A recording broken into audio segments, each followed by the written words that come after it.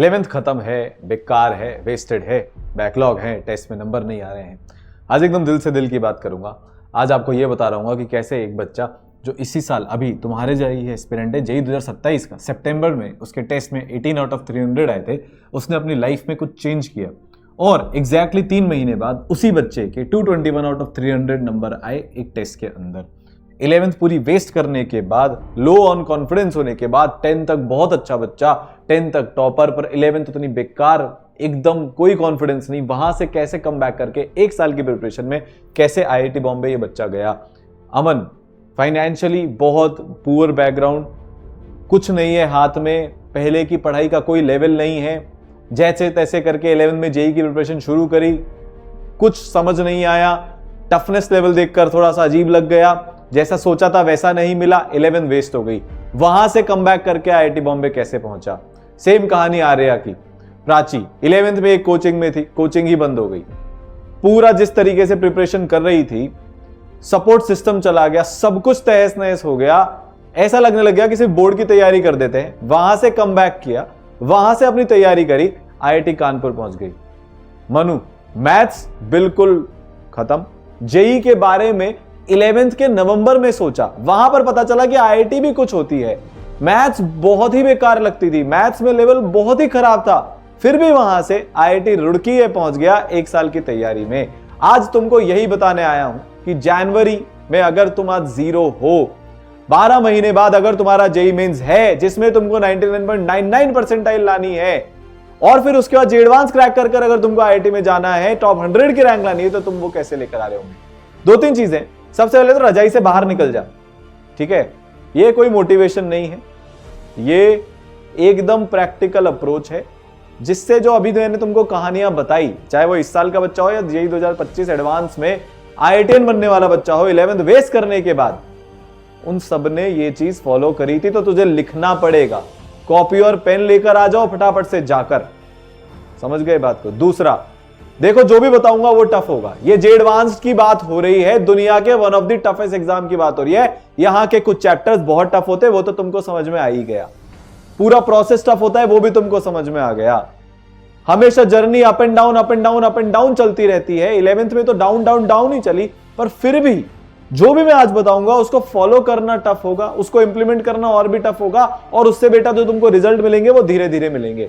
जो बच्चा 18 मार्क्स से 220 मार्क्स पर भी पहुंचा, उसके भी नंबर धीरे धीरे बढ़े हैं 3 महीने की मेहनत से, पर नंबर बढ़ेंगे ये पक्का है, ये गारंटी है। मैं पिछले इतने सालों से ये चीज देखता आ रहा हूं। मैंने खुद 11th वेस्ट करके, 12th वेस्ट करके, फिर 9 महीने में आईआईटी बॉम्बे क्रैक किया था, तो मुझे पता है खुद के एक्सपीरियंस से भी, और मेरे पढ़ाए हुए जो हजारों बच्चे आईआईटी बन चुके हैं उनके एक्सपीरियंस से भी बता रहा हूं। पर बेटा अब नींद से जागना पड़ेगा, तो टफ होने वाला है। और तीसरा, मेरे को कमेंट सेक्शन में वादा चाहिए, I will not give up. मैं बताता हूं क्यों। क्योंकि बेटा देखो क्या होता है ना, अभी तक जो तुम्हारी आदतें हैं, बाबू सोना, स्क्रोलिंग, ब्लेम गेम खेलना, या सवाल नहीं करना, थ्योरी पढ़ते जाना, बताऊंगा बहुत सारी चीजें आज बताने वाला हूं। अब यहां से आदतें बदलेगी, तो हर थोड़े दिन में गिव अप करने का मन होगा, वापिस से वही पुराने गड्ढे में जाने का तुम्हारा मन करेगा। बेटा नॉर्मल है, हर ह्यूमन बीइंग के साथ ऐसा होता है। जब भी आप कंफर्ट जोन से बाहर निकलते हो तो तकलीफ होना शुरू होती है। याद रख लेना 10th के बाद खुद से क्या वादा किया था। याद रख लेना जिस दिन स्क्रीन पर आप आईआईटीएन बन चुके हो, जे एडवांस में आपकी 200 रैंक, 500 रैंक, 50 रैंक आ रही है, जो वो मोमेंट होगा तब क्या भाई साहब जलवे होंगे, वो याद कर लेना।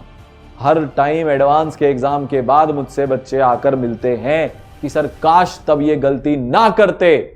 हर एक दिल में एक रिग्रेट बचता है। एग्जाम जा रहे होते हैं तब भी उनको पता होता है गलती कर दी, बर्बाद कर लिए अपने करियर के पीक 2 साल, पीक 1 साल। और एग्जाम के, उसी एग्जाम के बाहर कुछ बच्चे निकल रहे होते हैं, ये मनु के जैसे, ये प्राची के जैसे, आयुष के जैसे, जिनके मन में एक कॉन्फिडेंस होता है कि लाइफ में 1 साल वेस्ट कर लिया था, कि सबने बोला था तुझसे नहीं हो पाएगा। खुद के घर में भी कॉन्फिडेंस फील नहीं होता था, लोग बस ये बोलने लग गए थे अब बोर्ड की तैयारी कर ले, वहां से एडवांस क्रैक कर डाला, ऐसी की तैसी सबकी। मैं सही बता रहा हूं। तो जाओ कॉपी पेन ले आओ, कमेंट सेक्शन में लिख देना I will not give up. आज तुमको 5 चीजें बताने वाला हूं, कितने घंटे यहां से पढ़ना पड़ेगा। एक चीज टॉपर की जो उसको बाकी सबसे अलग बनाती है, ये काम सिर्फ टॉपर करते हैं, तीसरा, इंपॉर्टेंट चैप्टर्स कौन से होने वाले हैं क्लास 11th के। 11th को हल्के में लेते रहना तुम। अब 11th ने तुम्हारी पूरी जेई की प्रिपरेशन को हल्का कर दिया है, हुआ कि नहीं हुआ। और मजे की बात बताऊं, 45 से 50% 11th के चैप्टर्स आते हैं। 12th के 80% चैप्टर्स में 11th बार बार रेपिटेटिवली काम आएगी। तो 11th के इंपॉर्टेंट चैप्टर्स तुम्हें पता होने चाहिए, जिनको किसी भी हालत में मार्च तक, अप्रैल तक खत्म करना है। चौथा, टाइम टेबल क्या होना चाहिए, अर्ली मॉर्निंग, लेट नाइट, कितने स्लॉट, डिस्ट्रैक्शन कब, फलाना कब, सवाल कब, प्रैक्टिस कब, and so on and so forth, test कब। और बेटा 5 मिस्टेक जो अब तुमको अवॉइड करनी है। देखो मैं एकदम अब यहां से राजधानी की स्पीड में बताने वाला हूं। समय वैसे ही बहुत कम है, हर एक सेकंड मैटर करता है। लाइफ तो जीनी है, देखो सबको लाइफ जीनी है। या तो अपन इसको एवरेज बनकर जी लेते हैं जैसे अभी तक बनकर आए हैं, या फिर जो अपन ने अपने लिए गोल डिसाइड किया है, किसी और ने तो किया नहीं। जेई की तैयारी तुमने खुद से अपने लिए शुरू करी थी। आईआईटीएन तुम्हें खुद बनना है। तुमको पता है भाई एक आईआईटीएन की वैल्यू एकदम अलग लेवल की होती है, कोई कुछ भी बोले। आईआईटीएन को जो एक इज्जत मिलती है, जो एक रुतबा मिलता है, वो भारत में नहीं मिलता। कुछ ही प्रोफेशन में और मिलता है। या तो डॉक्टर बन जाओ, या सीए बन जाओ, या अपना स्टार्टअप कर लो बहुत अच्छा सा, या साइंटिस्ट बन जाओ, ठीक है, या आईएएस बन जाओ। उस लेवल की इज्जत यहां पर मिलती है, उस लेवल का पैसा यहां पर मिलता है। तो उसके लिए अगर 1 साल रगड़ना पड़े, 1 साल लगाना पड़े, तो कोई दिक्कत नहीं ना। तो 5 मिस्टेक बताऊंगा जो तुमको अवॉइड करनी है। सबसे पहले बात करते हैं बेटा स्टडी आवर्स की, ठीक है। सबसे पहले बात कर रहा हूं स्टडी आवर्स की। तो यार ध्यान से सुन लो तुम, 12 घंटे पर डे के हिसाब से, फिर भी अगर तुम उसके बाद भी अगर हफ्ते में आधा दिन वेस्ट कर देते हो, तो बेटा तुमको 75 आवर्स अ वीक पढ़ना पड़ेगा। वरना सब सिर्फ कोरे सपने हैं, कोरी बातें हैं। जैसे उसने तुमसे कोरे वादे किए थे, फिर भी चली गई, चला गया तुम्हें छोड़कर। हाँ तड़पा रहा हूं तुमको, हाँ पर्सनल जा रहा हूं, उसके बिना तुम्हें समझ नहीं आते। तुम भी अपने करियर के साथ वैसे ही कर रहे हो, बड़ी बड़ी बातें, बड़े बड़े वादे, पर जैसे ही एक्शन का दिन आता है, जैसे ही साथ निभाने का टाइम आता है, तुम क्या करते हो? बेवफाई छोड़ देते हो लटका कर बीच में। तो बेटा बाद में करियर भी बेवफाई ही करेगा, फिर जिंदगी मुश्किल लगेगी तब। इसलिए अभी चेता रहा हूं, 75 घंटे एक हफ्ते में पढ़ाई करनी पड़ेगी। इसके अलावा कोई सब्स्टिट्यूट नहीं है। वो बच्चा ईसरल गुरुकुल में जो पढ़ रहा है 18 से 221 तक पहुंचा, वो भी इतनी पढ़ाई करता है, उसके पहले बिल्कुल नहीं करता था। आयुष ने करी, अमन ने करी, आर्या ने करी, प्राची ने करी, मनु ने करी, तुम भी करोगे, तुम भी आईआईटी में जाओगे और दुनिया की कोई ताकत तुम्हें नहीं रोक पाएगी। अब सर 75 घंटे जो हमें एक हफ्ते में करना है, उसमें हमको क्या करना है? तो बेटा तुमको टॉपर सीक्रेट बता देता हूं। पता है हर टॉपर का एक सबसे बड़ा सीक्रेट क्या होता है? जिस दिन से वो जागते हैं, जिस दिन से वो जागते हैं, they never repeat same mistake twice. अच्छा सर मतलब जैसे फॉर एग्जांपल प्यार में पढ़कर तुमने अपनी पूरी 11th बर्बाद करी, तो तुम वो गलती नहीं करोगे। तुमने सिर्फ थ्योरी, तो ये जो 5 मिस्टेक्स बताऊंगा, तुमने इसी में से कुछ ना कुछ किया होगा, मेरे को पक्का पता है यार। मैंने पूरा जीवन अपना लगा दिया, पिछले 10 साल से रोज 14-15 घंटे में काम कर रहा हूं इसी फील्ड में, और उसमें से मैंने ऐसे हीरे चमकते हुए देख लिए। तो ये जो टॉप 5 गलतियां तुम्हारी, आईना दिखा दूंगा मैं आज तुमको। हर टॉपर जिस दिन से वो जागता है, और तुम्हारे आज जागने का दिन है, तुम कसम खा लो, जिसकी कसम खानी है उसकी कसम खा लो, पर अब तुम गलतियां रिपीट नहीं करोगे, कोई सी भी है वो, ठीक है। तीसरी चीज, इंपॉर्टेंट चैप्टर भैया स्क्रीनशॉट ले लेना। ये सब फिजिक्स के चैप्टर हैं जो तुमको बार बार 12th में काम आएंगे। तो यूनिट डायमेंशन से शुरू करके रोटेशन तक, रोटेशन में मोमेंट ऑफ इनर्शिया, डरना मत, रोटेशन डुएबल है, बस समय ज्यादा लगता है। आयनिक इक्विलिब्रियम डुएबल है, समय ज्यादा लगता है। केमिकल बॉन्डिंग डुएबल है, नोट्स बहुत ज्यादा बार पढ़ने पड़ते हैं। कंपाउंड एंगल डुएबल है, फॉर्मूला याद करने पड़ते हैं। क्वाड्रेटिक डुएबल है, प्रैक्टिस ज्यादा करनी पड़ती है। डुएबल सब है। तो बेटा रोटेशन में तुमको मेजरली मोमेंट ऑफ इनर्शिया पता होना चाहिए, और थोड़ा बहुत टॉर्क के बारे में पता होना चाहिए। वर्क पावर एनर्जी में बेटा वर्क एनर्जी थ्योरम या जो भी वो होता है, वो तुमको पता होना चाहिए, ठीक है। सेंटर ऑफ मास में बेसिक सेंटर ऑफ मास निकालना आना चाहिए। इसके पहले के चैप्टर पूरे आने चाहिए। अगर फिजिक्स की बात करूं तो वो हो गया। अब केमिस्ट्री की बात करूं तो बेटा ये सारे चैप्टर पूरे आने चाहिए। केमिस्ट्री में तुमको सबसे ज्यादा टाइम इन्वेस्ट करना पड़ेगा, क्योंकि केमिस्ट्री सबसे ज्यादा इंटर रिलेटेड होती है। मैथ्स की अगर बात करूं तो बेटा ये सारे सब टॉपिक्स तुम्हें इसके अंदर के आने चाहिए हैं। पीएनसी, परम्यूटेशन कॉम्बिनेशन, तुम जब पढ़ सकते हो जब तुम्हारे को प्रोबेबिलिटी हम लोग पढ़ाएंगे, ठीक है। बात समझ गए तुम लोग? यहां तक सबको बात समझ में आ गई? ये तीनों, ये अपनी सारी चीजें है। अब सर मेरा टाइम टेबल क्या होना चाहिए, मैं कैसे पढ़ूं, कब थ्योरी, कब सवाल, कब रिवीजन करूं? उसके पहले तो मैं एक चीज बताता हूं, जो ईसरल का आयुष प्रहार बैच है वो शुरू होने वाला है ऑनलाइन ऑफलाइन दोनों। इसमें भारत के सबसे बेहतरीन टीचर्स तुमको पढ़ाएंगे।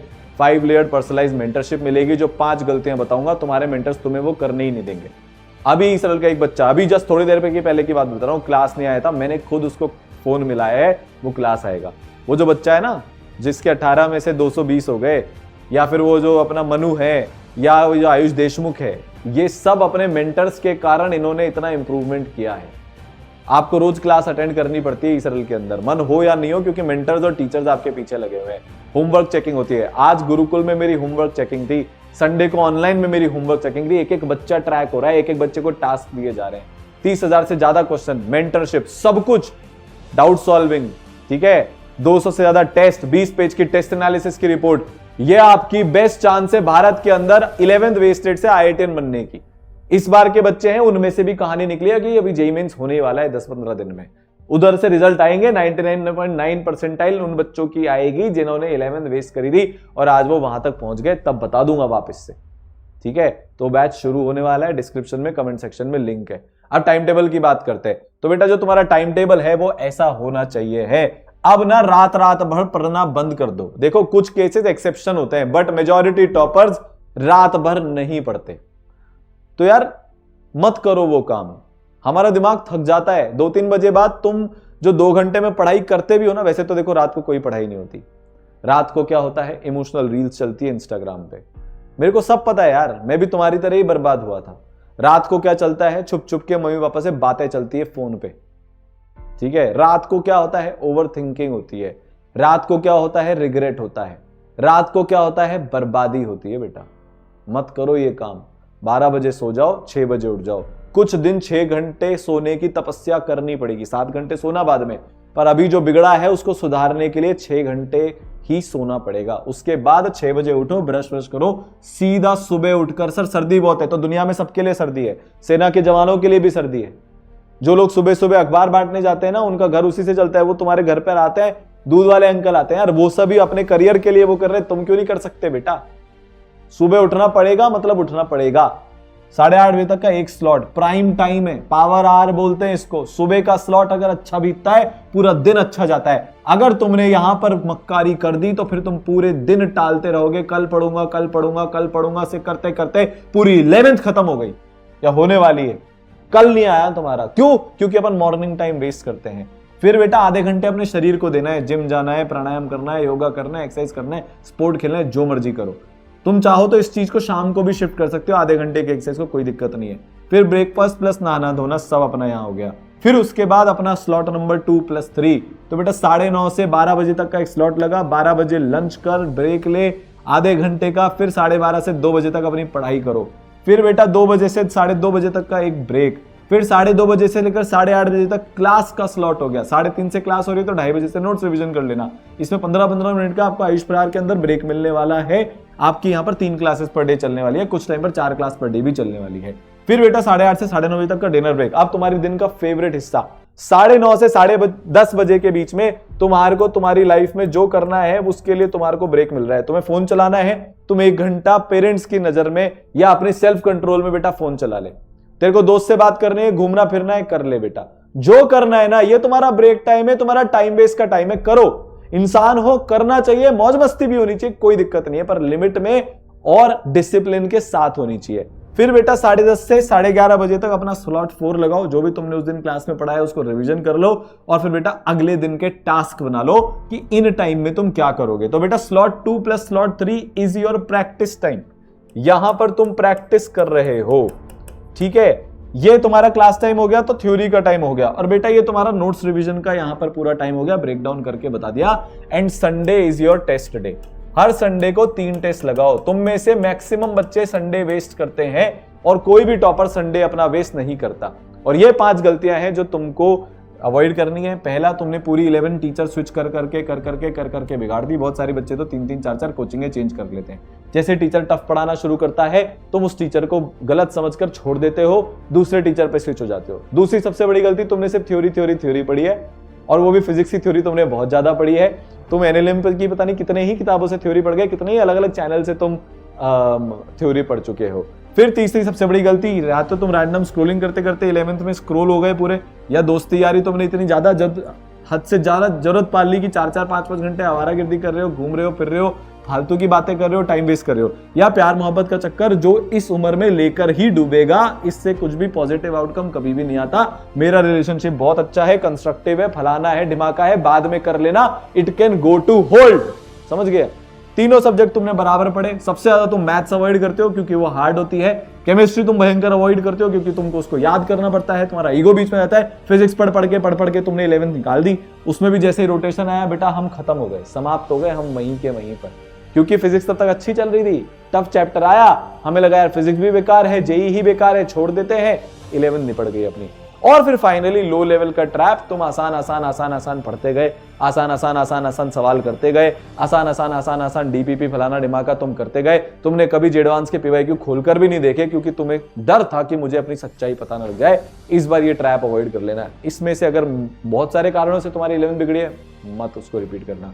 एक कारण से बिगड़ी है, मत रिपीट करना, पर रिपीट मत करना। मैं सही बता रहा हूं, जनवरी जो है शुरू हुआ है ये साल, जो आज बताया उसको फॉलो कर लो, तुम्हारा नाम रिजल्ट में उन बच्चों की तरह आ रहा होगा। तुम्हारे नाम का एग्जाम्पल ले रहा हूं आज से, जेई 2027 में, आज से 2 साल बाद इसी टाइम पर it will be your name जो टॉप पर होगा। ठीक है, मिलते हैं, ऑल दी बेस्ट।